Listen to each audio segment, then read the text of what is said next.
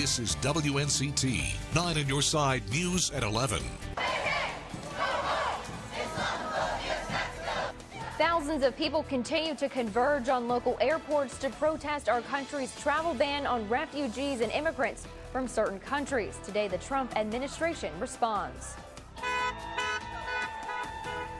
Two airports in our state are also protesting gathers outside the terminals today. What message they want to send to refugees and immigrants.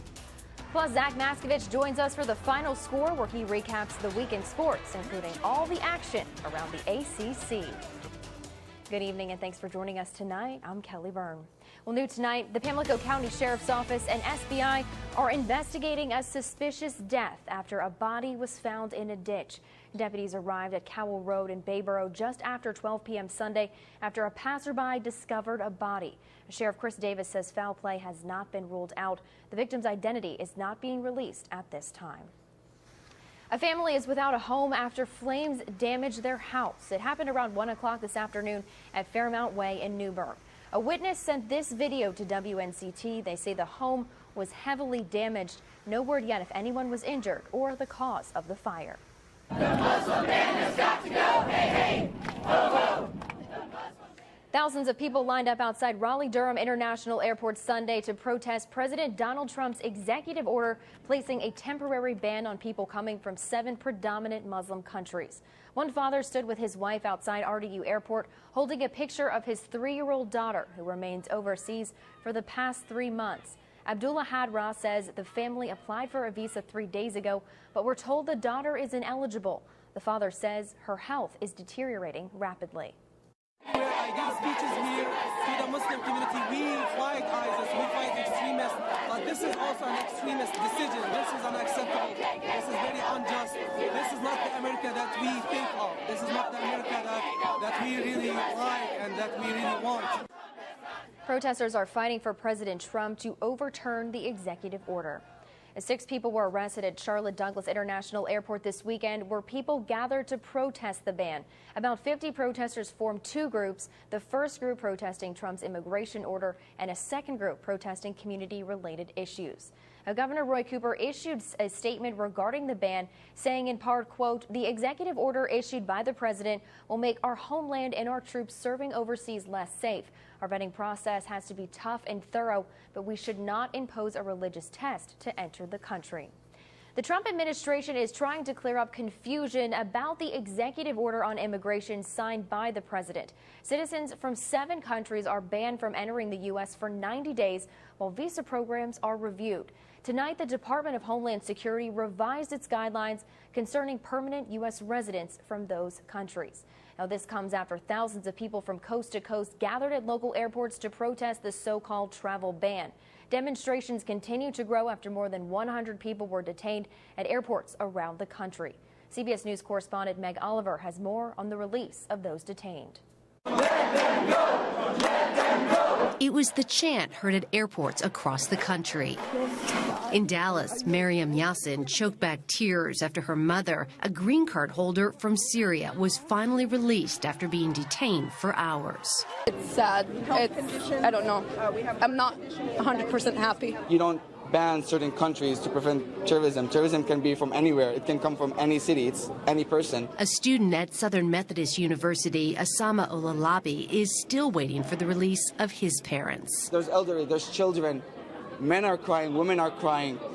Put yourself in our shoes. Those tears were flowing at the Los Angeles International Airport, too. Hossein Kashbadi's brother was detained after arriving from Iran. I don't know what I have to do. We run away from the Iranian country. They do something like this, but we didn't know we're going to have the same situation here. I'm a U.S. citizen about 15, 20 years old, yes. And my brother didn't do nothing wrong in no place in the world. And I didn't do nothing wrong. At JFK Airport, Dr. Suha Abu Shama with the Cleveland Clinic arrived in the U.S. with a passport from Sudan. She was given a choice, leave voluntarily or face deportation, which would prevent her from returning to the U.S. for 5 years. She boarded a flight for Saudi Arabia. The ban could also affect the Academy Awards. Under the president's executive order, the director of the Oscar-nominated film The Salesman, Asghar Farhadi, won't be allowed in. He's nominated for Best Foreign Language Film. Senate and House Democrats plan to hold a news conference tomorrow night to voice their opposition to the ban. The Trump administration says the 7 countries that are part of the ban are designated by the previous administration as posing a threat to national security under the current visa program. Breaking news, the president of a mosque in Quebec City, Montreal, says 5 people are dead after a shooting at the place of worship. The mosque says about 40 people were there for evening prayers when the shooting began at around 8 p.m. There are reports of multiple injuries. A new tool at East Carolina University is better preparing your child's future teachers. WNCT's Tamara Scott sat in on a lesson to learn more. We know a little bit coming in of the background, but other than that, we do not know what to expect. ECU grad student Lindsay Dunn has almost 10 years of teaching experience, but she says she's ready for the next level, which is why she signed up for ECU's immersion program. Our students are able to interact with either a class of 5 students or they can interact with adult avatars. The program provides possible teaching scenarios in a simulated classroom or office environment.